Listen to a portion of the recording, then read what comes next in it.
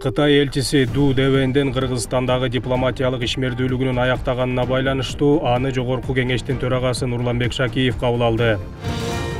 Корея Республикасы Кыргызстандын өзгөчө кырдаалдар министрлигине дагы 4 тез жардам унаасын берери белгилүү болду. Темирлан Султанбеков жана партиялаштары абакта калтырылды.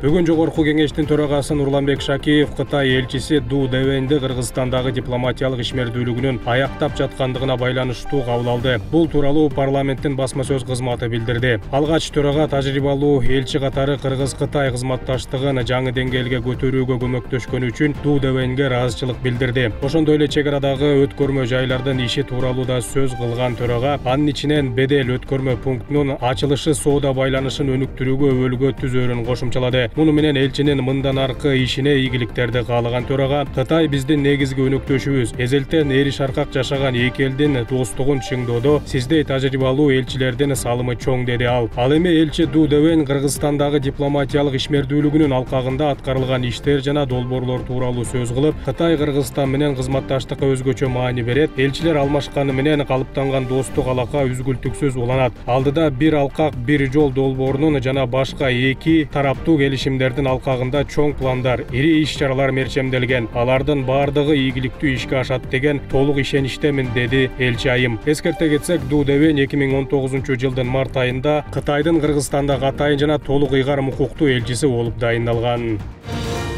Бүгүн өзгөчө кырдаалдар министри Бообек Ажикеев Кореянын Кёнгидо провинциясынын өрт коопсуздугу кызматынын комиссары Чо Сон Хо менен жолукту. Министрликтен маалымдашкандай, тараптардын жолугушуусу Кыргызстандын делегациясынын Кореяга болгон расмий иш сапарынын алкагында өттү. Анын жүрүшүндө быйыл май айында кол коюлган өзгөчө кырдаалдар министрлиги менен Кореянын Кёнгидо провинциясынын өрт коопсуздугу кызматынын ортосундагы кызматташтык жөнүндө макулдашуунун алкагында өрт коопсуздугун өнүктүрүү маселелери талкууланды. Министр Ажикеев мурда берилген 10 тез жардам унаасы үчүн кореялык өнөктөштөргө ыраазычылык билдирип, унаалар учурда өзгөчө кырдаалдардан жабыркагандарга биринчи медициналык жардам көрсөтүүдө колдонулуп жатканын айтты. Ошондой эле Корея тарап дагы 4 тез жардам унаасын берүү ниетин тастыктады. Бул унаалар заманбап техника менен жабдылып, Кыргызстанга 2025 жылдын январь айынын аягына чейин жеткирилери күтүлүүдө.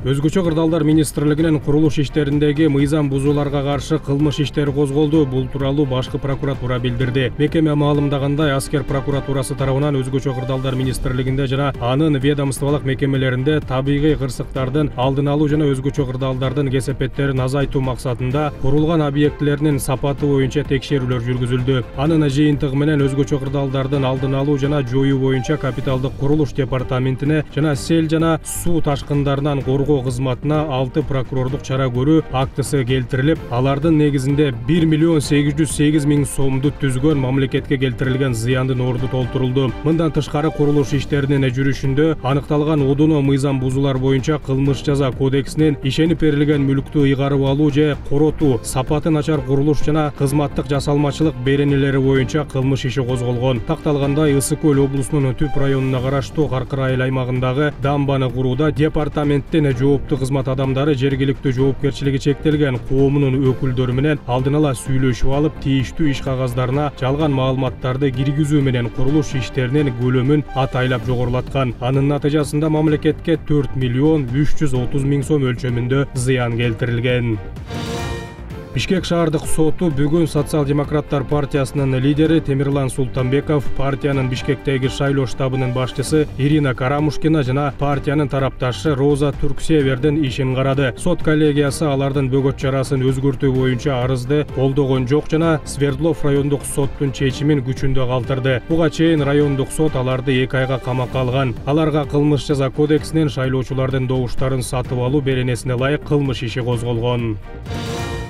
Өлкөдөгү ашууларда жол ачык каттан бар. Унаа жана байланыш министрлиги билдиргендей, жол тейлөө ишканаларынын кызматкерлери өздөрүнө бөлүнгөн аймакты толук көзөмөлдөөдө тазалоо, кар эритүүчү заттарды чачуу иштери жүргүзүлүп жатат. Министрлик кандай кырдаал жаралбасын каршы тилкеге чыкпай, жол эрежесин так сактап, унаа дөңгөлөктөрүн кышкыга алмаштырып алууга чакырат.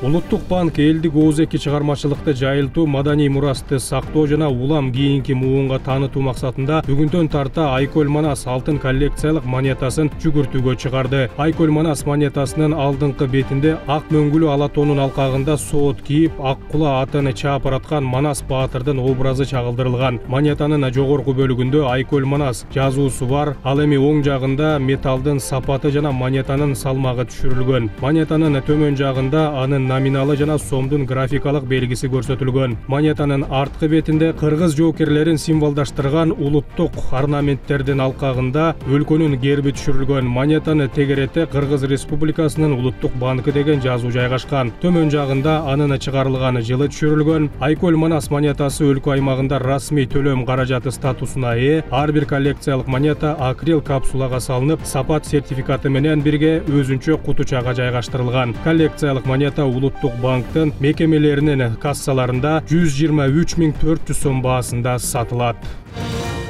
30 ноябрдан 1 декабрга чейин Бишкектеги Газпром балдар спорт комплексинде таяк тартыш, тагыраагы масс рестлинг боюнча дүйнө чемпионаты өттү. Дене тарбия жана спорт департаменти билдиргенде, спорттук иш-чарага 22 өлкөдөн келген 200дөн ашык спортчу катышты. Мелдештер чоңдор, жаштар жана ардагерлер арасында өтүп, атамекендик спортчулар жалпы 7 алтын, 10 күмүш жана 17 коло медаль жеңди.